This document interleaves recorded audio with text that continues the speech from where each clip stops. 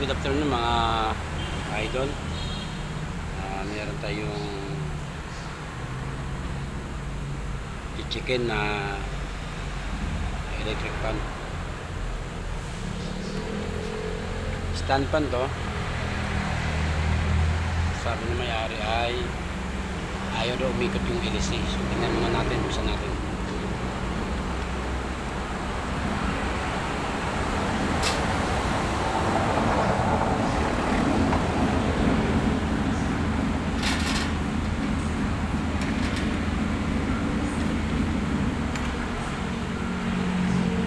Bago natin lagyan ng supply, check muna natin itong LC kung normal yung ano niya, yung ikot niya, kung siya ba ay hindi maganit o siya ay magubay. Ibig sabihin may freewheeling siya.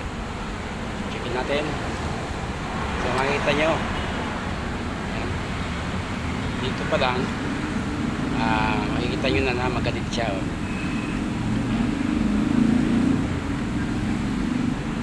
Ngayon, lagyan natin ng supply. Doon natin malalaman kung hindi nag-open yung thermal fuse niya. Kasi pag ganitong nag-i-stack up na yung LC niya, yung shafting niya, maganit na. Kasi naubusan na siya ng lubricant o yung oil, yung langis sa busing niya, sa shafting. Checkin natin, i-plug muna natin ito. Lagyan muna natin sa 0, sa off.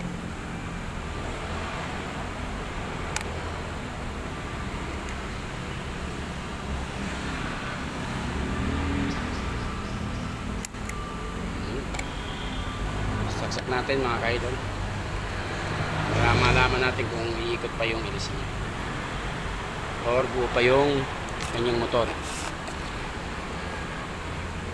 Papakita ko nga sa inyo. Yan, saksak.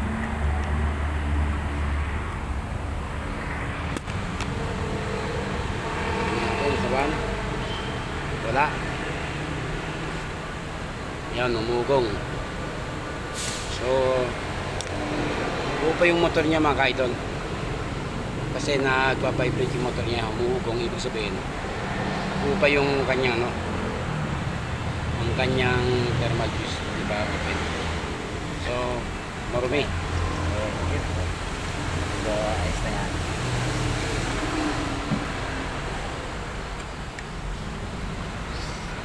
Successfully natin para double check.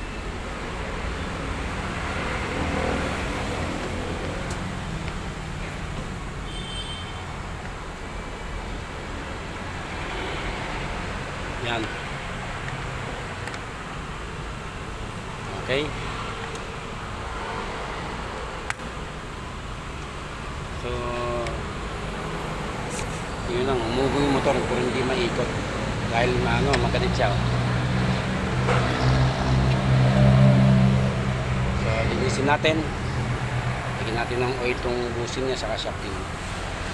Abangan nyo sa next video ko mga kaibigan. Bye.